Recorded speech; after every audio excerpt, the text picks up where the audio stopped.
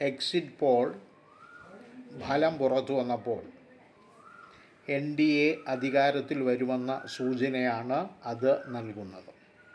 NDAക്ക് ഭൂരിപക്ഷം ലഭിച്ചാൽ ആരാകും പ്രധാനമന്ത്രി എന്ന ചോദ്യമുയരുന്നു. പല ചർച്ചകളും NDA ക്യാമ്പിനുള്ളിൽ നടക്കുന്നതായി കേൾക്കുന്നു. തീരുമാനങ്ങൾ എല്ലാ നേതാക്കൾക്കും ബാധകമാണെന്നുള്ള നേർത്ത ശബ്ദം ഒളിഞ്ഞും തെളിഞ്ഞും കേൾക്കുന്നതായി സൂചന. മുതിർന്ന BJP നേതാക്കൾ ഇതിനോടകം ഇത് ഉന്നയിച്ചു കഴിഞ്ഞിരിക്കുന്നു. ഇത് ആർക്കെതിരെ ആണ് എന്നത് വ്യക്തമാണ്. നരേന്ദ്രമോദി മാറി നിൽക്കുകയാണെങ്കിൽ മുൻനിര നേതാക്കളായ അമിത്ഷായും യോഗി ആദിത്യനാഥും തമ്മിലാകും മത്സരം ഉണ്ടാകുക.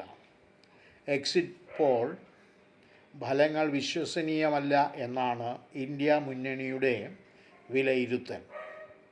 അവർക്ക് 295 സീറ്റുകൾ ലഭിക്കുമെന്നാണ് പ്രതീക്ഷിക്കുന്നത്. എക്സിറ്റ് പോളുകൾ എക്സാക്റ്റ് പോളുകൾ അല്ല എന്ന് ഇന്ത്യ മുന്നണി അടിവരയിട്ട് പറയുന്നു.